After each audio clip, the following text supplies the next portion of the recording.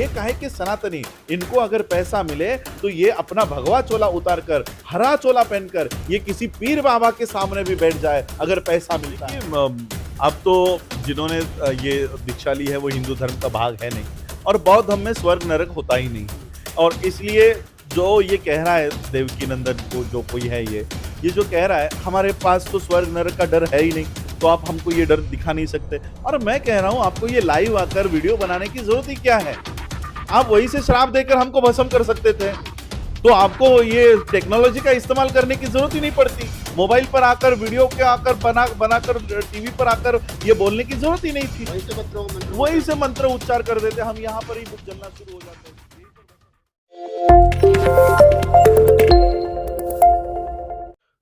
जय भीम, नमो बुद्धा। दोस्तों, मैं राहुल नागपाल और आप देख रहे हैं हमारा यूट्यूब चैनल बोल पिचासी।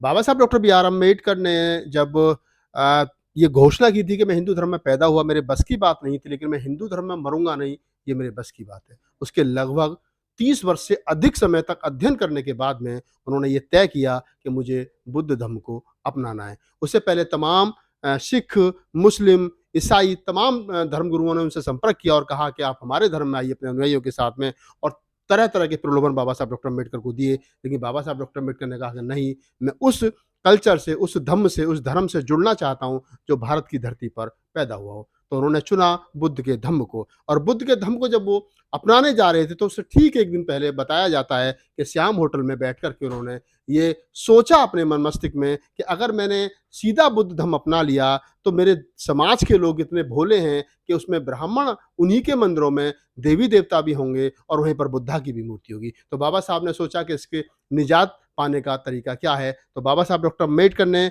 बौद्ध धर्म के पंचशील के बाद में उन्होंने 22 प्रतिज्ञाओं को लिखा कि पहले पंचशील को जो बुद्धिस्ट बनेगा वो अपनाएगा, और उसके बाद में बाबा साहब ने 22 प्रतिज्ञाएं दी कि फिर इनको अपनाएगा। दोनों को अपनाने के बाद ही, अंगीकार करने के बाद ही आदमी बुद्धिस्ट कहलाया जाएगा। ठीक उसी प्रकार 14 अक्टूबर 1956 को बाबा साहब ने नागपुर की दीक्षा भूमि में अपने लाखों अनुयायियों के साथ में दीक्षा ली और 22 प्रतिज्ञाएं दोहराई। वो 22 प्रतिज्ञा जो नागपुर की दीक्षा भूमि पर शिलापट पर लिखी हुई हैं, गोदी हुई हैं, जहां भारत सरकार के तमाम खास तौर से महाराष्ट्र के मुख्यमंत्री जाते रहे, उप मुख्यमंत्री जाते रहे, बीजेपी के कट्टर हिंदू नेता जाते रहे हैं, और भारत सरकार जो है वो वर्तमान में भारत सरकार जो बाबा साहब की जो वॉल्यूम्स में, उसमें 17वें नंबर में इंग्लिश में और 40वें नंबर में हिंदी में छपा करके बेच रही है और मोटा पैसा भी कमा रही है। लेकिन अगर उन्हीं 22 प्रतिज्ञाओं को अभी कोई बाबा साहब की दीक्षा के समय पर दिल्ली के रामलीला में, दिल्ली के डॉक्टर अम्बेडकर भवन पर दिल्ली सरकार के मिनिस्टर राजेंद्र पाल गौतम दोहरा देते हैं, तो इस देश के अंदर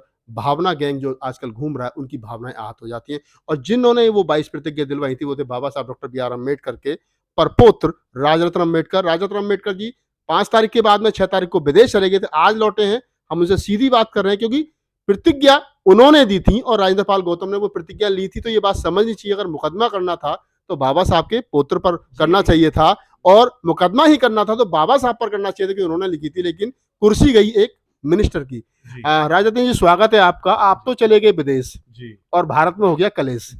अब बताइए कि आप कैसे देखते हैं सारे मामले को। देखिए, मैं तो पहले तो धन्यवाद देना चाहूंगा गोदी मीडिया का।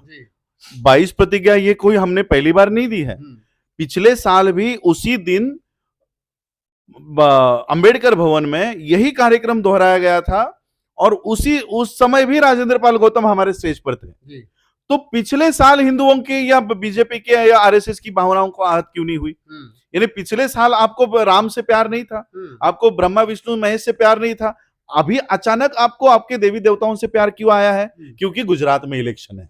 इनको देवी देवताओं से कुछ लेना देना नहीं है, उनको सिर्फ पॉलिटिक्स उनके नाम पे करनी है। ये तो हिंदुओं को समझना चाहिए कि इनको हमारे भगवान से कोई लेना देना नहीं है। अगर लेना देना होता तो ये 22 प्रतिज्ञा मैं पिछले 10 सालों से अपने सारे कार्यक्रमों में दे रहा हूं। ये 22 प्रतिज्ञाओं को लेकर वाल्मीकि बस्ती में जब हमने 2020 में शायद मनीषा वाल्मीकि के साथ जो हत्या उसकी हुई और फिर उसका शव जला दिया, उसके बाद वाल्मीकि बस्ती ने हमें बौद्ध धर्म अपनाने के लिए उन्होंने रिक्वेस्ट किया, और फिर हम गाजियाबाद में उस वाल्मीकि बस्ती में जाकर हम लोगों ने 22 प्रतिज्ञा वहां दी।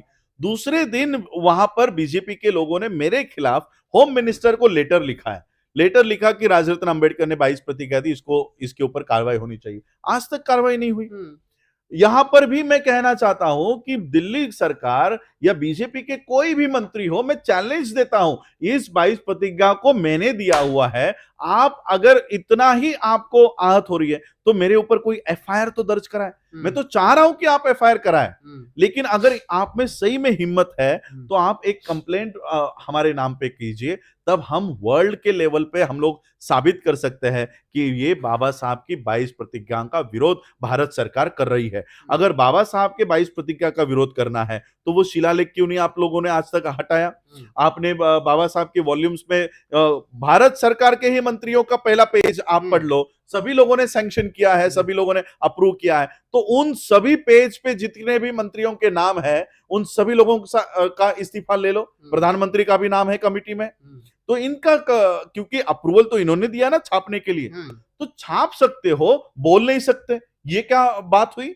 आप बाबा साहब के बुक्स छाप सकते हो, उस बुक में 22 प्रतिज्ञा छाप सकते हो, लेकिन बोल नहीं सकते। तो ये बहुत गंदी हरकत बीजेपी के वक्ताओं ने और इन जो आदेश गुप्ता और ये सब जो लोग हैं इन्होंने की है। इसका बदला तो हम जरूर लेंगे, कानूनी स्वरूप से लेंगे। इन्होंने बौद्धों के दीक्षाओं को डिफेम करने का काम किया है, नफरत फैलाने का काम किया है, उसके ऊपर हम एक्शन तो जरूर लेंगे। क्या क्या किस प्रकार की तैयारी है? मतलब जो चैनल्स हैं जिन्होंने जो बहुत ज्यादा धर्म युद्ध चलाया है, बहुत ज्यादा बीजेपी के और यहाँ तक कि जो आरएसएस के लोग हैं उन्होंने जिस प्रकार से प्रचारित किया है कि बौद्धों के हिंदुओं के मन में जो एक नफरत पैदा हुई है, उसको आप कैसे देखते हो? जी देखिए, कई सारे वीडियोस कोई हिंदू वाहिनी या हिंदू कुछ है, उसने भी मेरे लिए वीडियो बनाया कि इसको मारना चाहिए, यूएपीए लगाना चाहिए, क्या क्या करना चाहिए। ये सारा डेटा हमने कलेक्ट किया है और ये सारा हमने हमारे लीगल विंग को दे दिया है। अब पूरे देश भर में जितने भी हमारे लोग हैं, कार्यकर्ता हैं,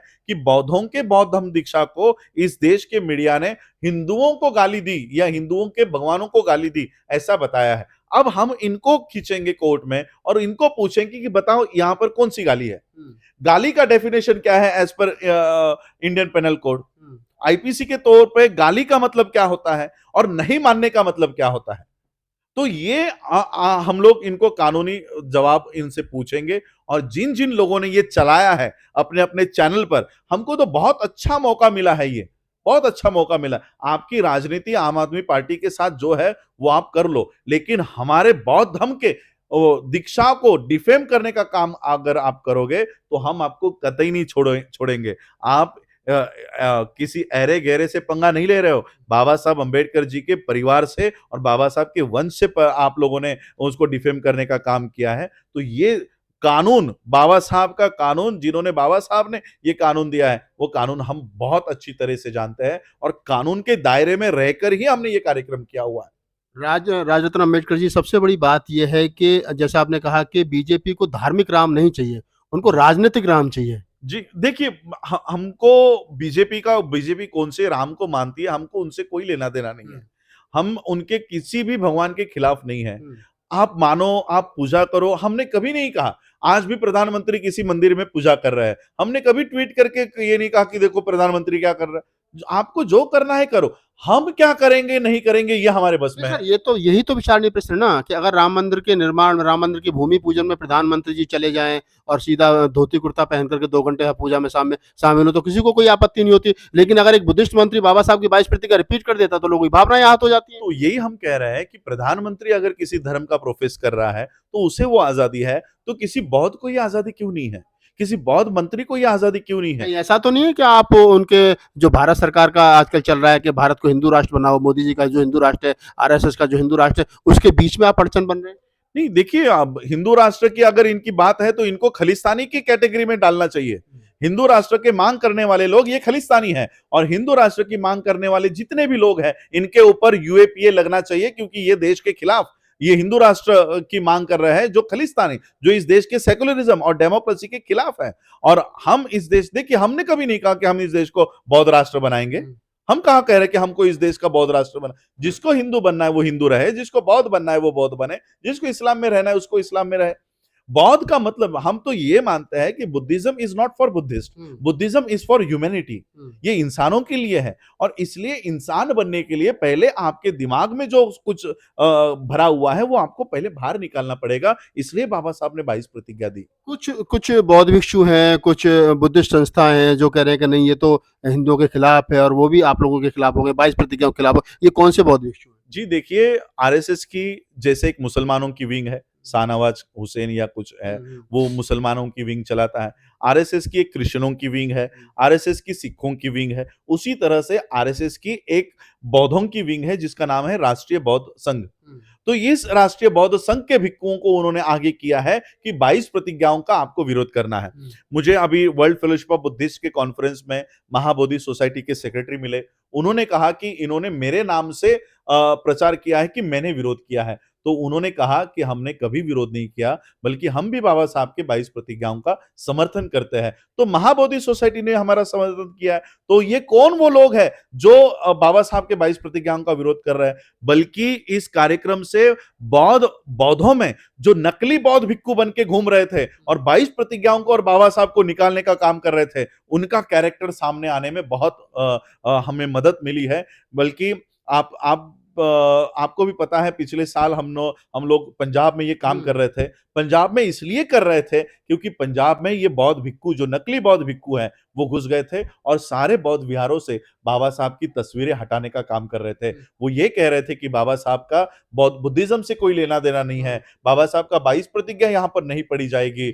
आज इस माध्यम से हमें उन नकली भंतों को एक्सपोज करने का मौका मिल गया है। मैं आपके जरिए पूरे देश के बौद्धों को यह बताना चाहूंगा कि जो कोई मॉन्क, जो कोई भंते ये कहे कि 22 प्रतिज्ञा नहीं दोहराना चाहिए, वो आरएसएस का है। वो आरएसएस का एक बड़ी पहचान है। जी। अच्छा, एक आरोप और लग रहा है कि जिस प्रकार से भारत में नकली बौद्ध भिक्षु घूम रहे हैं, आरएसएस ने बना करके उनको छोड़ रखा है, इसी प्रकार से कुछ नकली बौद्ध संगठन बना करके आरएसएस के ही लोग विदेशों से जो चंदा है, जो फंड है, वो ला करके यहाँ वहां से लेकर के आ रहे बुद्धिज्म का प्रचार करेंगे और बौद्ध धर्म को आगे बढ़ाएंगे, लेकिन यहाँ ला करके वो हिंदुत्व को आगे बढ़ाने का काम कर रहे हैं। जी, अभी मैंने ये मेरा सेकेंड एक्सपीरियंस है। मैं पहली बार जब गया तब हम दोनों ही लोग थे, तो हम संख्या में कम थे और वो 10-12 लोग थे। और जब हमने देखा वर्ल्ड फेलोशिप ऑफ बुद्धिस्ट के कार्यक्रम में तिवारी त्रिपाठी बैठे हैं और वो भी चोटी रखे हुए। अब बौद्ध मॉन्क्स के सर पे बाल नहीं होते, वो चोटी भी नहीं होती। हमने देखा ये बौद्ध नहीं है। और जब मैंने फिर ये तय किया कि अगली बार मैं और ज्यादा लोग लेकर जाऊंगा, तो इस समय हम 4 लोग वहां पर थे, क्योंकि उससे ज्यादा अलाउड वहां पर नहीं थे। तो एक संगठन से 4 लोग, तो ऐसे 2-3 संगठन से अम्बेडकराइट लोग वहां पर थे। और इस साल वो हमसे नजरें चुरा कर वहां पर घूम रहे थे और तब पता चला ये कितना फंड लेकर आ रहा है राष्ट्रीय बौद्ध संघ के माध्यम से। और हमने देखा जो लोग भारत में कभी बुद्धा का नाम नहीं लेते, जो लोग कभी बाबा साहब का नाम नहीं लेते, वहां पर मंच पर जाकर फोटो खिंचवा रहे हैं अध्यक्ष के साथ, उनसे फंड ले रहे हैं, उनसे एक एक प्रपोजल प्रोजेक्ट के लिए सैंक्शंस कर रहे हैं। ऐसे दोगले चरित्र के लोग हैं। बाबा साहब ने एक बात लिखी थी कि ये जो अपने आप को सनातनी कहते हैं, सनातन का मतलब क्या है? जो कभी चेंज नहीं होता। जैसे सूरज जिस जगह से उगता है वो कभी चेंज नहीं होगा, उसे सनातन कहते हैं। बाबा साहब ने हिंदू एज ए रिलीजन में बाबा साहब ने लिखा है कि ये कहे कि सनातनी, इनको अगर पैसा मिले तो ये अपना भगवा चोला उतार कर, हरा चोला पहनकर ये किसी पीर बाबा के सामने भी बैठ जाए अगर पैसा मिलता है। आज पैसा मिल रहा है, इसलिए बौद्ध भिक्षु का चीवर पहनकर भी ये विदेशों में जा रहे हैं। अच्छा, एक सवाल और है लास्ट में राजरतन जी। सवाल ये है कि भारत में इसको सबसे ज्यादा मीडिया ने हवा दी 22 प्रतिज्ञाओं को, बीजेपी, आरएसएस और जिनके हिंदू संगठन उन्होंने हवा दी। अब इसमें कुछ लोग जो कथावाचक है वो भी कूद गए हैं। एक कथावाचक है देवकीनंदन ठाकुर, उन्होंने तो यहाँ तक कह दिया कि जो 22 प्रतिज्ञा अपना रहा है मंत्री, वो तो नरक में जाएगा ही जाएगा, लेकिन जिन लोगों ने 22 प्रतिज्ञा अपनाई वो भी नरक में जाएंगे। तो ये नरक और सुरक का जो चक्कर है, आप कैसे देखते हो? देखिए, अब तो जिन्होंने ये दीक्षा ली है वो हिंदू धर्म का भाग है नहीं, और बौद्ध धर्म में स्वर्ग नरक होता ही नहीं है। और इसलिए जो ये कह रहा है देवकीनंदन को, जो कोई है ये जो कह रहा है, हमारे पास तो स्वर्ग नरक का डर है ही नहीं, तो आप हमको ये डर दिखा नहीं सकते। और मैं कह रहा हूं आपको ये लाइव आकर वीडियो बनाने की जरूरत ही क्या है?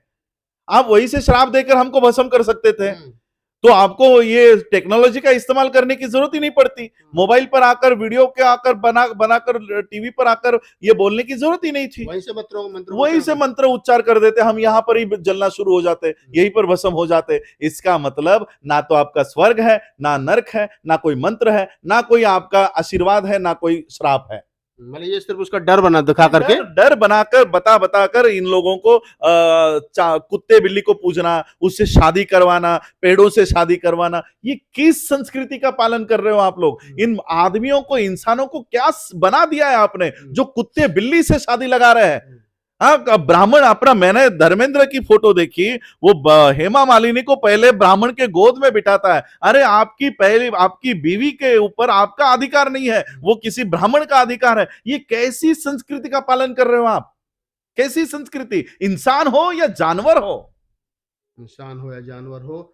तो आप थे हमारे साथ राजरत्न अम्बेडकर, बाबा साहब डॉक्टर बी आर अम्बेडकर के प्रपौत्र, the Buddhist society of India जो संगठन है उसको, उसके संचालक हैं। पूरे देश भर में, विदेश भर में जाते हैं और बाबा साहब बुद्ध धर्म का जो प्रचार प्रसार है वो करते हैं। उनसे बातचीत करने का मेन उद्देश्य जो था वो यही था कि देश भर में जो 22 प्रतिज्ञाओं को लेकर के विवाद छिड़ा है, और वो 22 प्रतिज्ञा जो राजरत्न जी ने उस दिन दिलवाई थी 5 अक्टूबर को, उनको लेकर के उनका क्या कहना है, क्योंकि वो भारत में नहीं थे, आज ही लौटे, तो हमने सर से थोड़ा-सा समय माँगा, उन्होंने हमें समय दिया। सर आपका बहुत-बहुत धन्यवाद, बहुत-बहुत साधुवाद। और जो लोग हमारे इस वीडियो को देख रहे हैं, अगर आपको हमारा वीडियो अच्छा लगे तो उसको लाइक कीजिए, शेयर कीजिए, कमेंट्स कीजिए और अपने राय देना मत भूलिए। मैं राहुल नागपाल, कैमरामैन अरुण गौतम के साथ, दिल्ली।